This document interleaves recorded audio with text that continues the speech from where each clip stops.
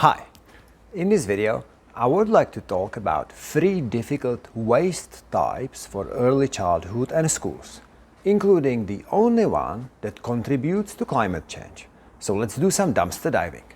Hi, I'm Jan from Sustainable Butterflies, and 1 out of 5 pillars of sustainability is waste, hence the content of this video. Now, before I go into these 3 difficult waste types, I would like to reflect on that hierarchy that you know: reduce, reuse, recycle. In my opinion, there is too much of a focus on the least important part of this hierarchy, and that is recycling. The more important parts of this hierarchy, reducing, that's the most important, and then reusing, that's the second most important, are, in my opinion, a little bit overlooked at the expense of recycling. Now, recycling, we need to improve it, and it's important, but it's not magic solution. It's the end of pipe solution. So what do I mean by that? At the end of the pipe, we have a pile of stuff, and then we make decisions, as in, do we throw it into this bin or that bin? So the first difficult waste type for schools and preschools is organics. That means food waste, nappies, and also garden waste. Organics is the only waste type at the disposal level that contributes to climate change, because when disposed of in landfills, it emits methane gas, which is 26 times or even more heat-trapping, harmful to the environment than fossil fuels. So if you contrast that with everything else other than organics that goes to landfill or recycling facilities somewhere else other than the environment, it will sit there, sure, and it will sit there for 400 or 4,000 years, but it just sits there. It doesn't enter the ocean or river or forest. Why would we mind that it sits there? It's away from the environment.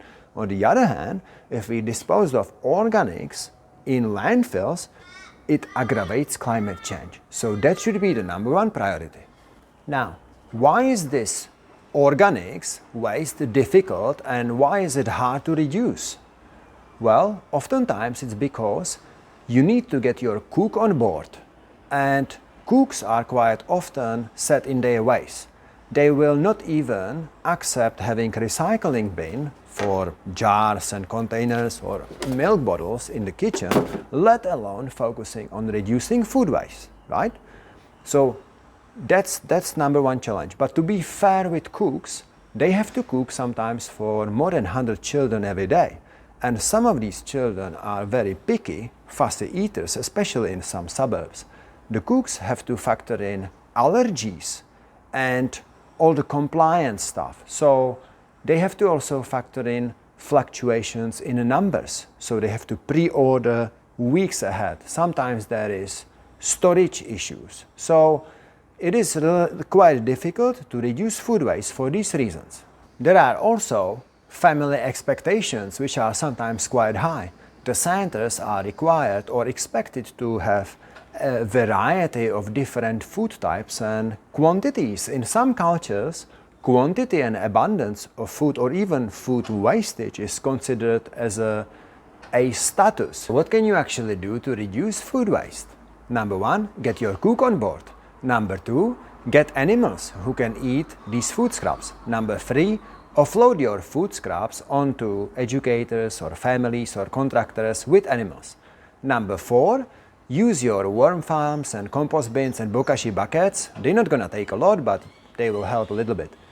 And also, if you are in 1 out of 100 councils in Australia that provides you with FOGO bins, food organics, garden organics, where you can put food scraps and garden waste together in the same bin, utilize these bins. If it's not council, if you service by private contractor, they might be able to provide you with those bins as well. So do your research and ask them. Some of these providers of these FOGO bins will even let you to dispose of compostable nappies in these bins, so check with them. But if you are in 1 out of only 3 councils in Sydney that have that service, FOGO bins, and that is Randwick, Woollahra and Penrith, none of these 3 councils will allow you to throw in compostable nappies. But you might be in an area with FOGO bins where they allow you to dispose of nappies in FOGO bins, so check with them. The second difficult waste type for services is old and unwanted resources and furniture and toys. So what often happens that these materials, whether they're broken or in good repair but no longer wanted, they kind of mushroom in the bin room or around the service, and then a skip is ordered and all of that ends up in landfill.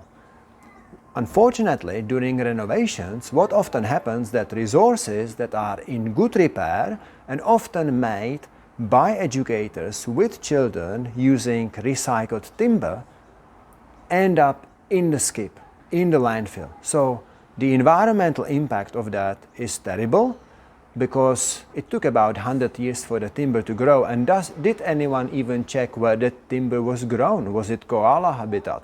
Was it orangutan habitat? You know, and it ends up in a skip. So that's the environmental impact.